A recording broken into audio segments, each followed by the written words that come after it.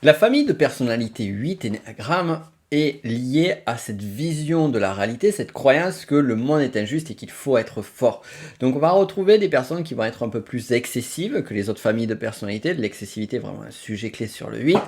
Et également des personnes qui vont chercher justement à se renforcer et qui vont être dans une approche de protection. Cependant, il existe des subtilités selon les types énéagrammes. Et sous chaque famille de personnalités, donc en l'occurrence ici on parle du 8, 3 sous-catégories. L'une d'entre elles est liée à la survie, le 8 survie. La seconde est liée au social, le 8 social. Et celle qu'on va voir aujourd'hui est liée à la relation intime, relation sexuelle, le lien en tête-à-tête avec l'autre aussi. Ça va être aussi dans le cadre amical, professionnel. C'est vraiment le lien de 1 à 1, tête à tête, je crois que c'est clair. Et donc c'est ce qu'on appelle le 8 tête-à-tête ou 8 sexuel, également appelé possession. Voyons de quoi il en retourne et voyons quelles sont les subtilités de cette sous-catégorie du 8 énéagramme.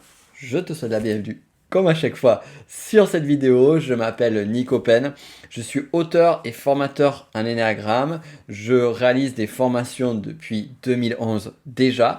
Et ce que tu vas avoir ici n'est qu'une parcelle, dirons-nous, des formations technicien énéagramme et master énéagramme, formation numérique, les premières formations numériques francophones créées sur le web qui sont accessibles avec le lien que tu trouveras juste en dessous. Alors on revient donc sur le 8 et ici on va être sur cette sous-catégorie, donc je l'ai expliqué rapidement, on est sur l'instinct type, les instincts primaires sexuels ou tête-à-tête, donc c'est vraiment la relation à l'autre qui va être l'enjeu et tout va être lié à là.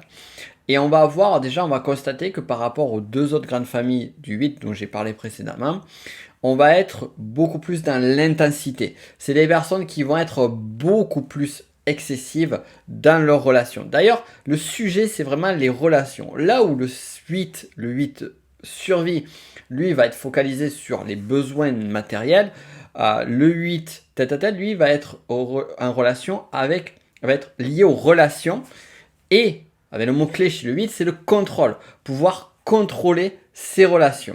Donc, c'est des personnes qui vont avoir tendance à être dominantes dans leurs relations, à contrôler, mais aussi parfois à se laisser contrôler dès qu'ils ont trouvé une personne de confiance qui mérite justement. Alors ça peut être par exemple dans les relations amoureuses. C'est un peu ces caricatures que tu peux avoir, ces fameux clichés, où tu as le chef d'entreprise qui va être très dur, très parfois agressif avec ses salariés et qui va rentrer chez lui et qui va être totalement dominé par sa femme. Et on va se dire, bah, comment ça se fait? Mais en fait, c'est des personnes qui sont justement dans ces relations de possession et de contrôle et posséder ou être possédé. Donc il va y avoir des relations qui vont être quand même assez excessives, assez exclusives aussi, je dirais, dans la relation de liée à l'autre. C'est-à-dire pas pour rien qu'on l'appelle le 8 tête-à-tête possession. C'est des personnes qui vont être aussi beaucoup dans le charisme, des personnes qui vont avoir une forme de charisme naturel et de contrôle sur les choses, qui vont avoir un peu cette sensation aussi, le monde commence à tourner quand je suis là, un peu en mode soleil, dirons-nous. Donc on va être voilà, sur cette notion et sur un besoin de pouvoir.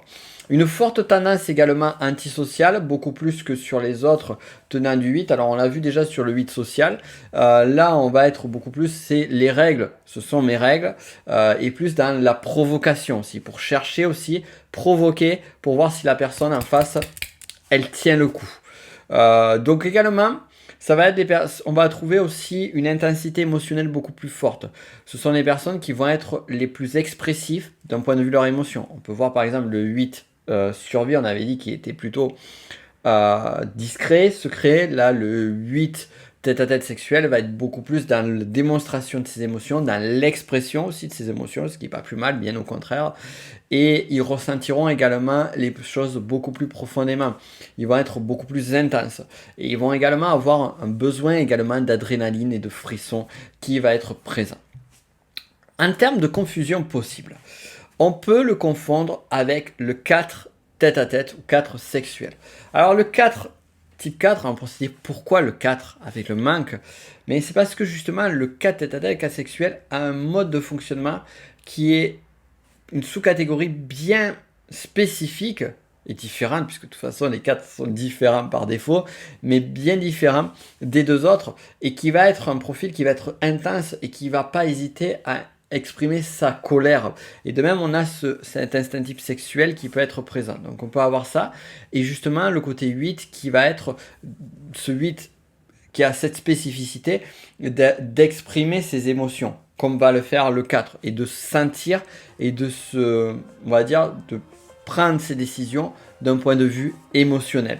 Donc c'est là où on va voir, après les différences, on va le voir, le 4 ça va être beaucoup plus lié au manque, il va y avoir beaucoup moins de recherche de contrôle sur le 4 que sur le 8.